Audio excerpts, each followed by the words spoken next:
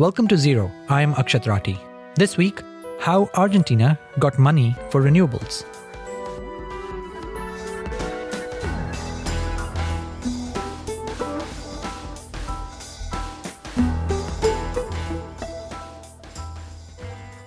Around the world, there's a quiet revolution taking place. Day after day, more and more renewable energy is being installed.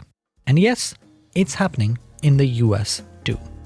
But the reality in 2025 is that it's happening faster in developing countries. Today, we'll look at the transition from Argentina's perspective, a country known for its epic landscapes, superstar footballers, and endless financial troubles.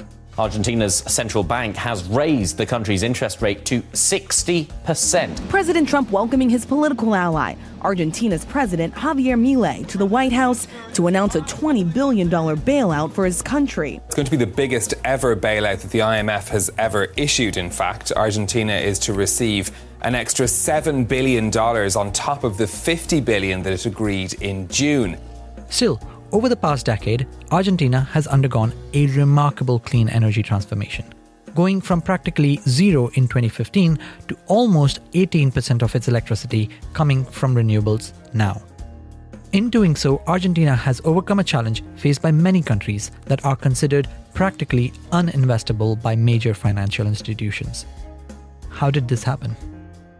To tell us that story, joining me on Zero this week is Sebastian Kind, a former undersecretary at the Ministry of Energy in Argentina, who helped draft the country's renewable energy law, which was passed with unanimous support in the Senate in 2015.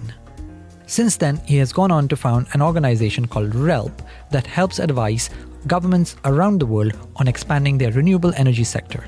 I wanted to ask him what's made Argentina's renewables drive possible, whether President Javier Milei is still in favor of renewables, and how Argentina's relations with the US and China are playing out.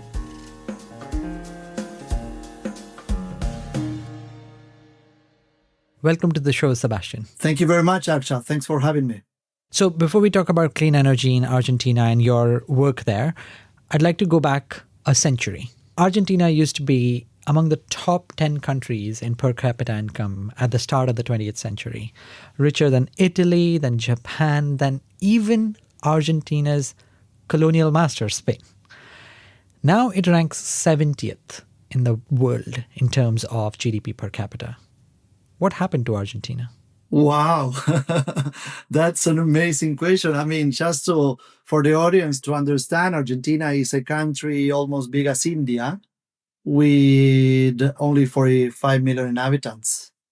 It was a flourished country, definitely. That's why my grandparents came to Argentina at the beginning of last century. I think that what happened after that is that we had decades and decades of, I would say, bad management. This is my fair approach to what had happened in Argentina. I mean, the country is full of natural resources, and that's amazing what we can do, what we could do, and what we will able to do. But mismanagement is really taking the country in a difficult situation, I would say. And one of the most perhaps difficult situations we have is to deal with inflation. So a lot of Argentina's wealth was built through agriculture in the late 19th, early 20th century, very fertile lands. But of course, you talk about natural resources, there's oil and gas, there's metals. But if you come to this century, say it's been mismanagement over the past few decades that have, politically or militarily that have involved poor use of the natural resources that Argentina has. This century specifically, though, it's been financial crisis after financial crisis. What has it been like living through it as a citizen? It's super complex. I mean, I remember being a kid in the 80s, and remember my father, even in the supermarket with me, telling me hurry up and get a meal before the person that was marking prices come to the shelf where the milk were. So imagine living in that kind of concept. Wow. And that kind of environment definitely teaches you a lot of things and shapes you in the way we live. And I think most of the things that I've done or we've done as a team in the energy sector came through that kind of experiences that we had. The country has, I would say, very difficult times in dealing with inflation and fiscal deficits. So this is one of the most complicated issues in the country. I mean, both in terms of its effects on the real economy, so the so-called tax on poor, right? And also in terms of how difficult it is to solve it. I mean, the main problem behind this fiscal deficit is, I would say, what the government today is aggressively tackling. But for the audience to understand, a fiscal deficit means that you spend more than you receive, something as simple as that. And at national level, this has been happening for decades. So eliminating the inflation is not easy in a country where almost half the population currently lives below the poverty line. And the more poverty there is, the more money you need to provide for basic needs, which generates a higher deficit. It's like how can I say, like a diverging spiral. So you have spent most of your career in the renewable energy industry, specifically building things in Argentina since at least 2006. What drew you to renewable energy? I'm an engineer by training, and I was researching renewable resources since late 90s. And I knew that even though the country didn't have renewables almost at all at the time, that was something super important. I mean, the people in Argentina were struggling with all the difficulties of getting fossil fuels out of the ground, while the wind was extremely strong and super annoying for them. And I said, this is completely crazy. I mean, and we were importing fossil fuels while at the same time the country is super rich in natural resources. So since the very beginning in my career, that was something, that blew my mind, saying, okay, we should do something to put two things together, right? All the economic strains that the country was into, combined with this use of natural resources we have to cut basically all the imports and all the dependency on external people. So there is a common refrain that says energy is destiny, that countries that command great energy resources can become great powers. And Argentina used to have a lot of oil and gas, and then it's found more oil and gas through what are called unconventional resources or shale. But you have been focused on renewable energy because there are also renewable resources like the wind and the sun. But getting government, especially at a time of financial crisis, and as a result of which political crises, to agree on a forward-looking clean energy plan that requires years, if not decades of planning, is hard. And yet you found a way to get a renewable energy law passed in 2015. How did that come about?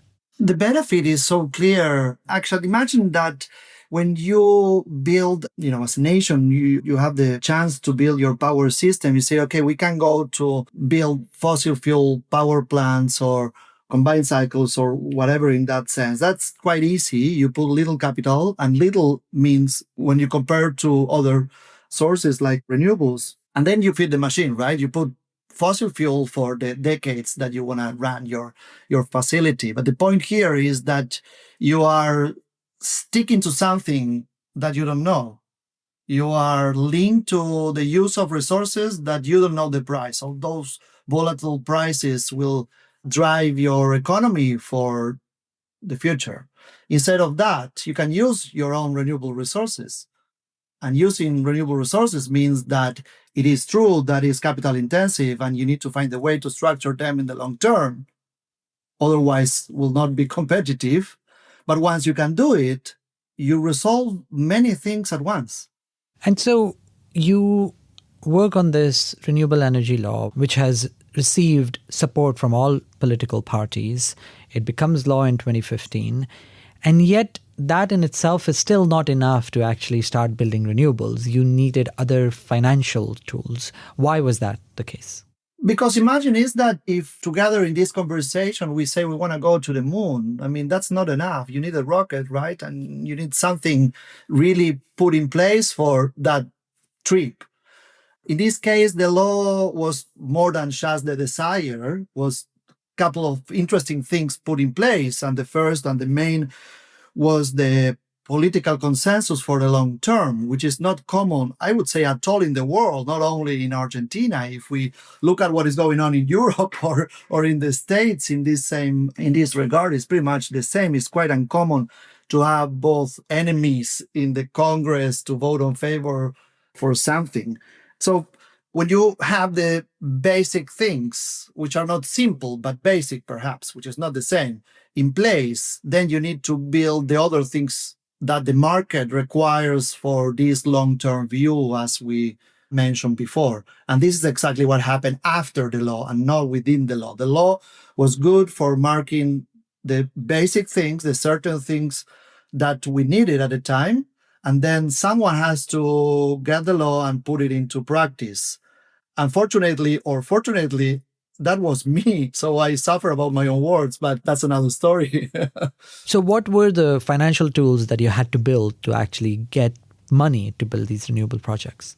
Interesting. The most important thing we built is what I always like to call the worst case waterfall of guarantees, which is basically a waterfall of 3 steps that we decided to provide as part of the procurement program to foster the investment opportunity in the capital market.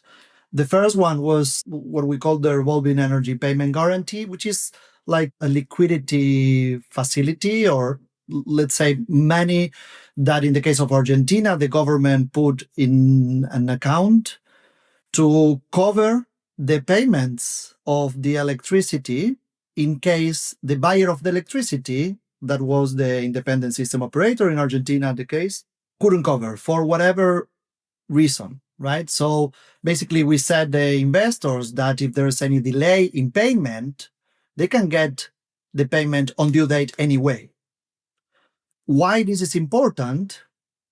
Because when you want to structure your project in, let's say, project finance, non-recourse, as is one of the most common ways of structuring these long-term infrastructure projects, you need to have certainty on the payments you receive.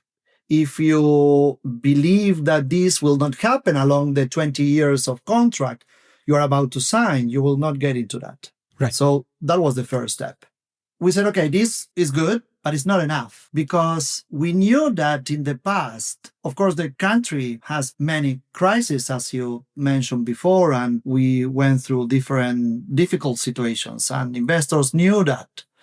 So we decided to bring that contract, that obligation, that thing out of the payer's risk, which was, again, the independent system operator in Argentina, like the national utility might be, into the sovereign risk. Right. So it went from a company risk, even if it was a state-owned company, to a government risk. Exactly. Why? Because the company might have problems to pay. That doesn't mean that the government, the national government, cannot pay, cannot cover those obligations. Right. But then you also had to go one step further, because the government also gets into trouble in Argentina, and far too frequently. Exactly. In the past, the government of Argentina frequently halted currency conversions and restricted money transfers abroad. So, of course, we knew that. And we said, okay, but if we want to bring international investors into the game, as we wanted to, because, of course, we wanted to create a heavy competition to get prices down and to get the best out of what we were offering, we needed to convince international investors. And to convince international investors, you need to provide something extra that can let them feel that, once again, if something happened, the government of Argentina will not get that, restriction to them, and they will get the investment back.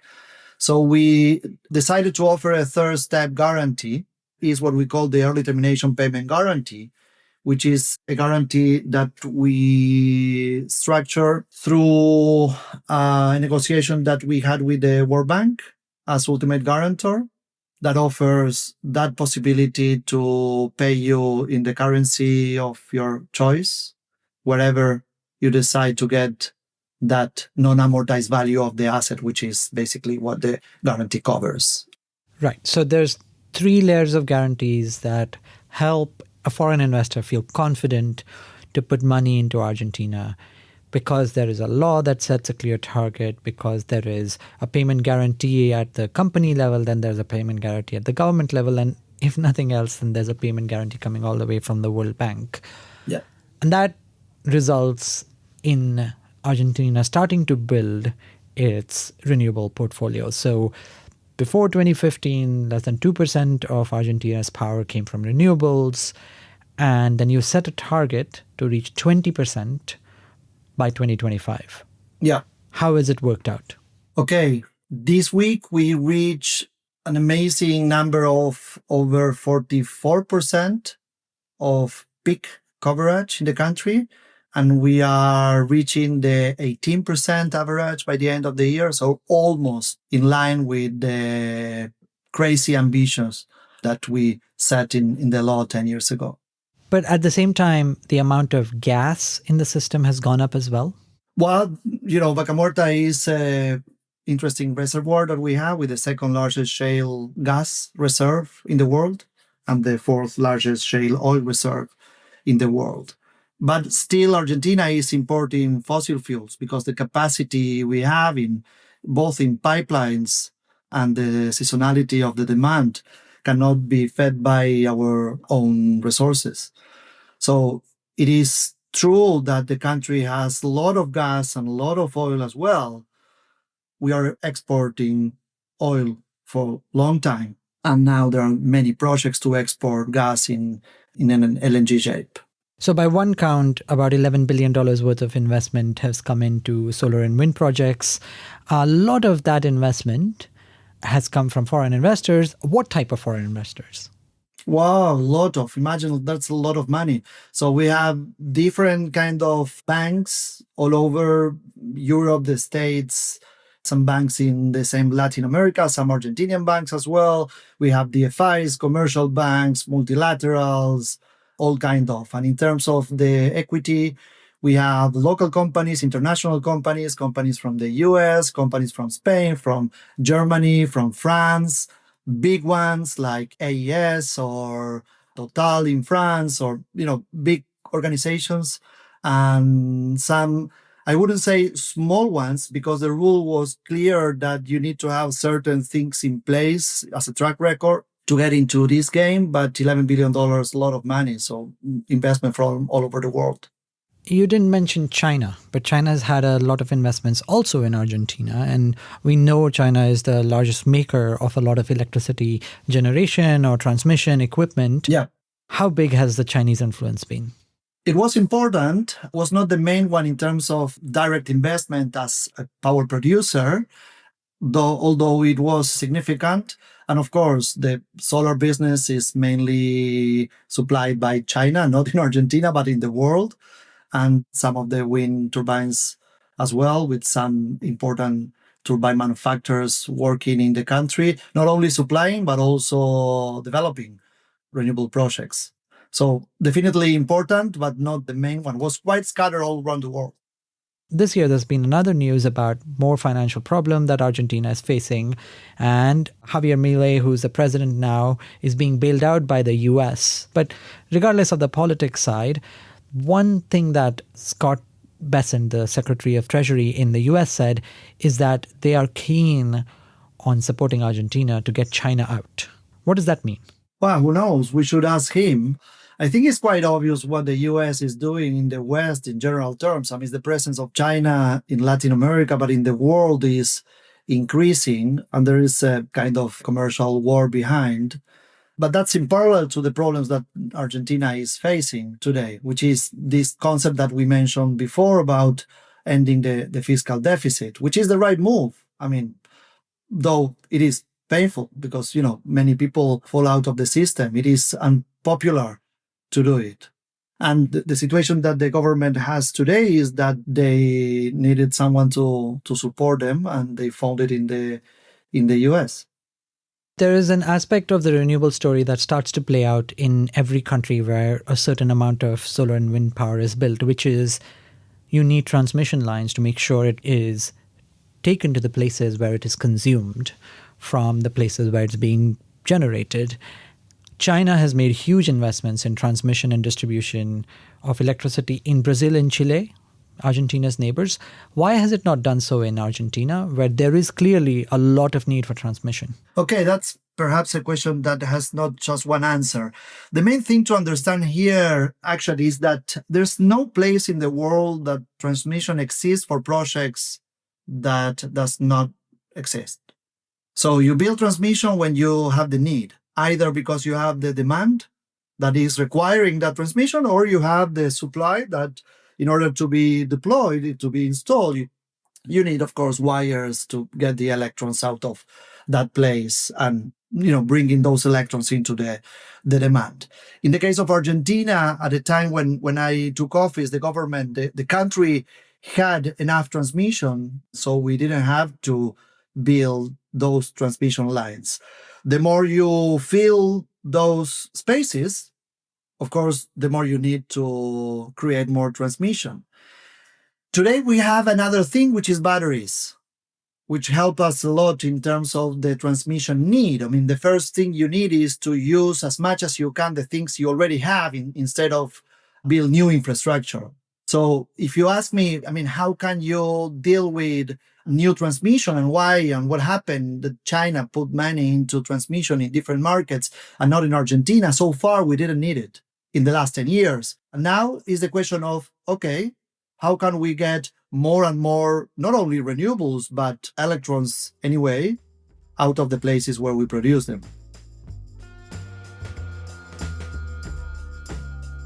After the break, I asked Sebastian whether President Milei is still in support of renewables and whether the sector needs more support to keep up the momentum. While I have you, please take a moment to rate and review Zero.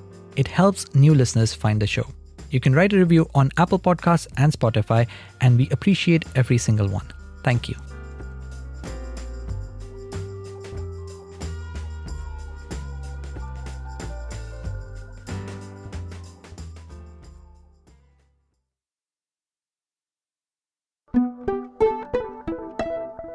Let's come to the very now, right? You were in government trying to set this goal and then trying to create these guarantees from 2016 to 2019.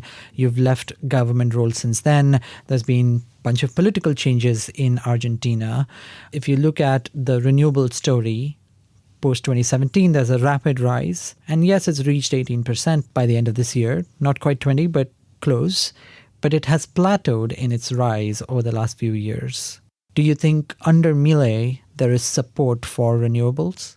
I wouldn't say there is support or there's not support. In general terms, there is a market that was built at a time that has its own life, no matter who comes in power, unless someone wants to kill it on purpose.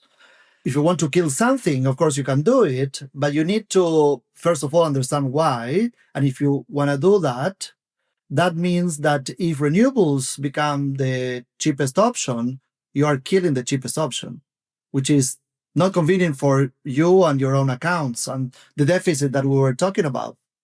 Yeah, the politics can sometimes overcome economics, as we are seeing in the US, where they are trying to attack what are the cheapest sources of power, even as the country is looking to build a lot of electricity infrastructure.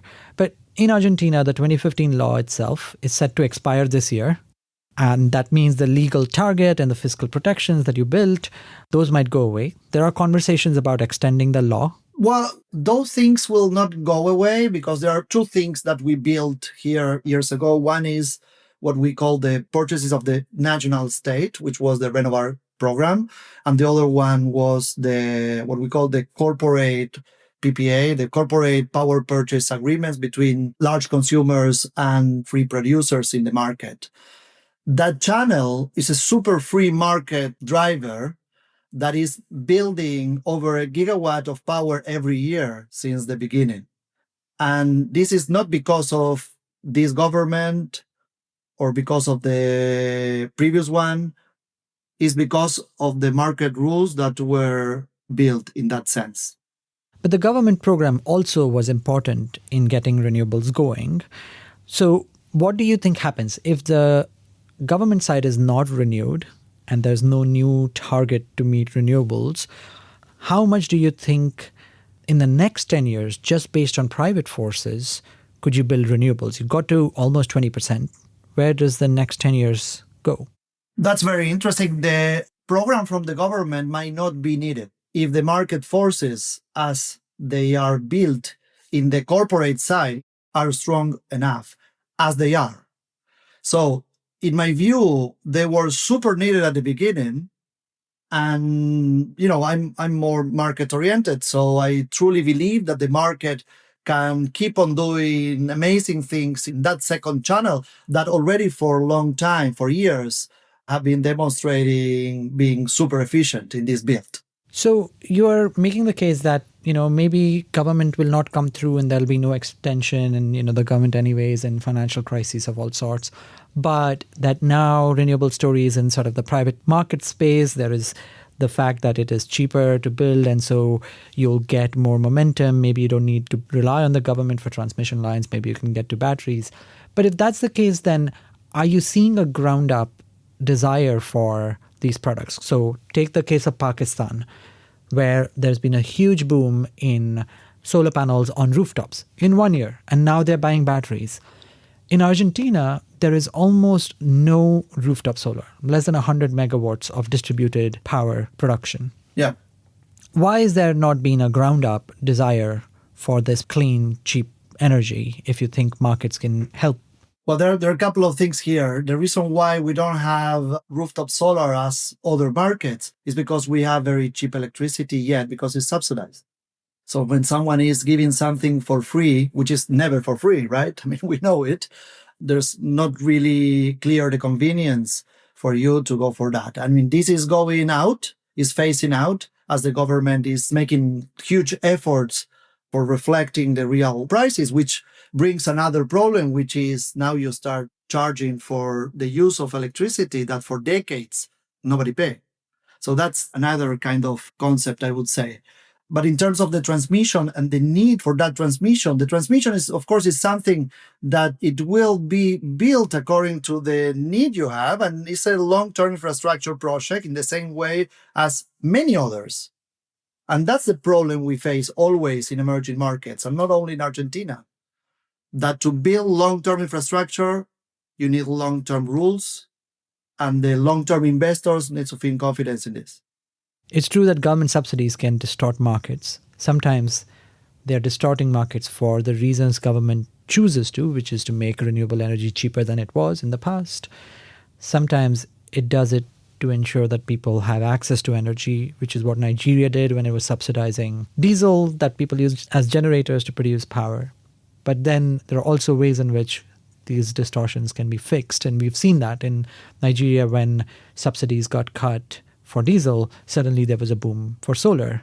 And so maybe in Argentina, if subsidies for electricity are cut and real prices are visible, people will probably deploy rooftop solar to make cheap, clean electricity. We brainstormed a lot about that. And of course, you can imagine that a person that was born in the early 2000s almost never paid the electricity in his life.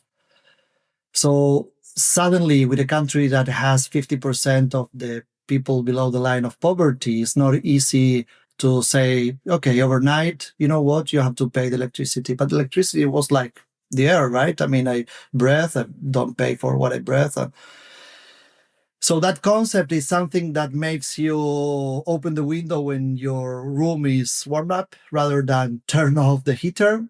Definitely is not efficient at all, I would say, but it's difficult. And its subsidies are also a way of acting in populism. And that's something that we need to cut it, definitely. Someone has to pay it, right? I mean, the point is who's going to pay it. But this is not what have happened in Argentina for decades. Rich people didn't pay electricity. It's not only that the poorest didn't. So there are a lot of cross subsidies here. So poor people are paying the cheap electricity to the rich people. And this is something crazy that you need to stop immediately, particularly with the natural resources we do have. I mean, Argentina perhaps is one of the top in terms of the natural resources of wind or solar. Everything is there. Everything. The capacity factor, which is the measurement of how much let's say, wind you can get out of a wind turbine or a solar panel, is picking among the podium in the world. We have wind farms that are above 60%, 65% capacity factor. Solar business above 34, 35%. This is crazy. It's twice what you can get in Europe. And still under that condition, the lack of possibility to structure long-term infrastructure projects, which is not only the case for renewables, it is the case for long-term infrastructure projects, highways, hospitals, everything, is killing the same country. So that's the situation that most of emerging markets have. You can imagine what it means in Africa to have, people paying twice the price for their own electricity than what they can pay.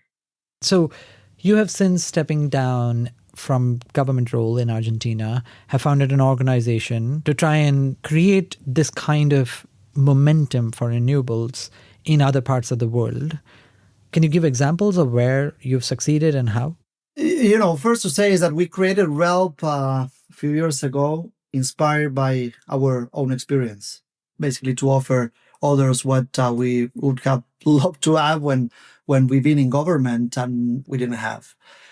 So we decided under this concept of offering others what we would have loved to have, we decided to work across emerging markets in Southeast Asia, in Africa, and in Latin America and the Caribbean, where governments really need about support in designing and structuring renewables at scale.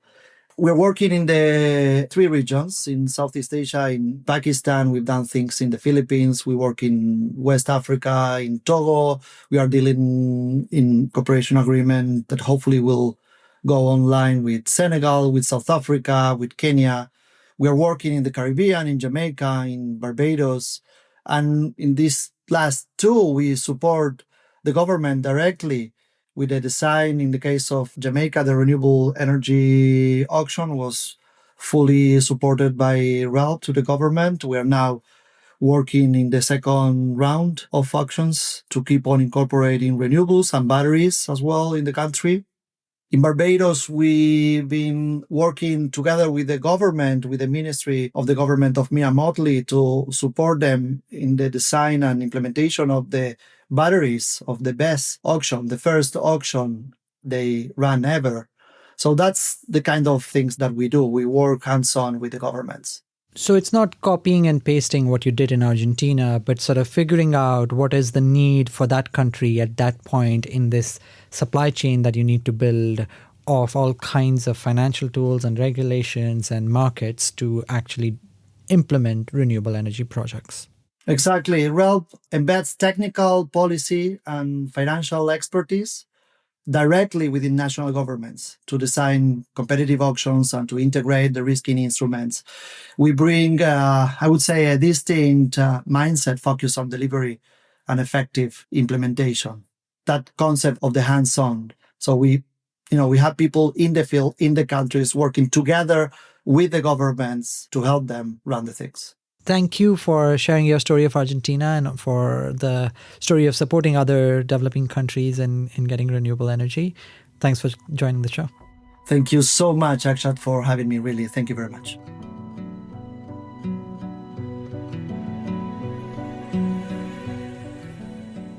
And thank you for listening to Zero.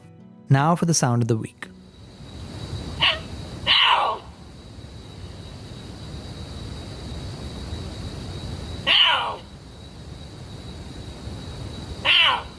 That's the call of the endangered Florida panther, which lives in Florida's Big Cypress National Preserve.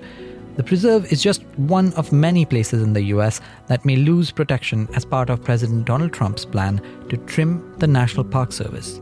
The White House is proposing a cut of $1.2 billion to the Park Service's budget. Read more about it on Bloomberg.com/green. If you liked this episode, please take a moment to rate and review the show on Apple Podcasts and Spotify. This episode was produced by Oscar Boyd with help from Anna Mazarakis. Our theme music is composed by Wonder. Special thanks to Somar Sadi, Moses Andam, Laura Milan, and Sharon Chen. I'm Akshat Rathi, back soon.